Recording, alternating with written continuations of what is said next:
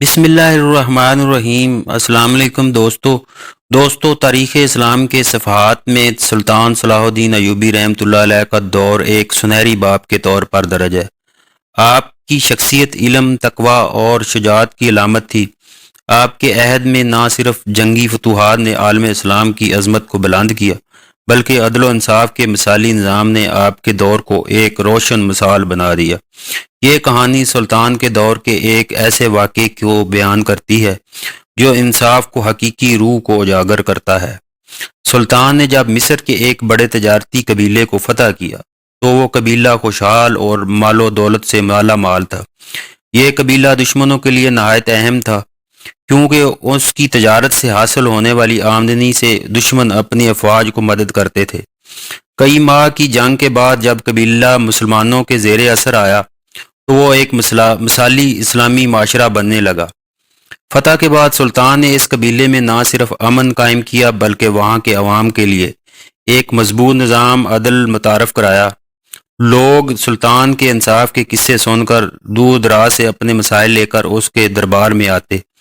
ایک دن قبیلے کے سردار کی بیٹی، جو نہایت حسین، پاکیزہ اور اپنے والد کی لاڈلی تھی، اپنے کھیتوں میں چارہ کاٹنے گئی۔ یہ معمول کا کام تھا، لیکن اس دن ایک افسوسناک واقعہ پیش آیا۔ ایک نقاب پوش شخص نے اس پر حملہ کیا، اسے بے ہوش کیا اور زیادتی کا نشانہ بنایا۔ جب سردار کی بیٹی کو ہوش آیا تو وہ خود کو بے بسی کی حالت میں پایا۔ شرم و غیرت کے مارے اس کا دل چاہا کہ زمین میں دھنس جائے، لیکن اپنی والدہ کے مشورے پر اس نے معاملہ قاضی کے سامنے پیش کیا۔ قاضی نے پورے گاؤں کو عدالت میں حاضر ہونے کا حکم دیا۔ گاؤں کے تمام مرد جمع ہوئے، لیکن مجرم کو پہچاننا مشکل ثابت ہوا۔ قاضی نے مختلف سوالات کیے اور شواہد جمع کرنے کی کوشش کی، لیکن کامیابی نہ ملی۔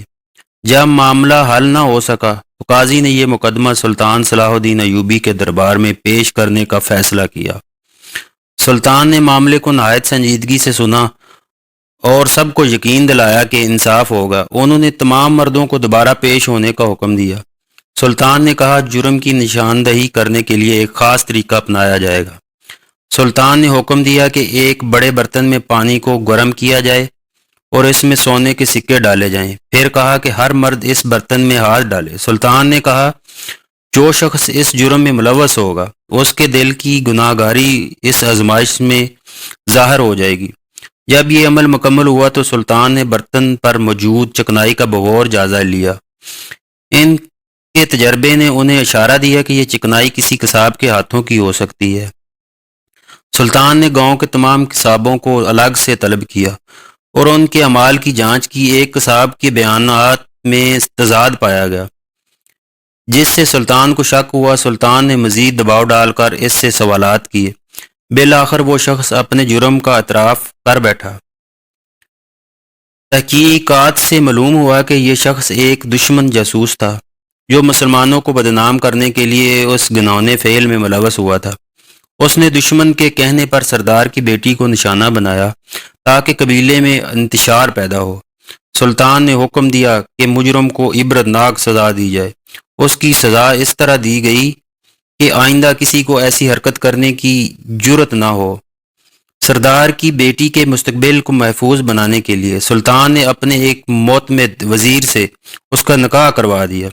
اس نکاح کا اہتمام شاندار طریقے سے کیا گیا تاکہ بیٹی کی عزت بحال ہو اور معاشرہ اس سے عزت کی نظر سے دیکھے۔ سلطان نے اس موقع پر فرمایا، عدل وہ بنیاد ہے جس پر معاشرہ کی تعمیر ہوتی ہے۔ اگر عدل نہ ہو تو معاشرہ زمین بوس ہو جاتا ہے۔ ہم مسلمان ہیں اور ہمارا مذہب ہمیں عدل و انصاف کا درس دیتا ہے۔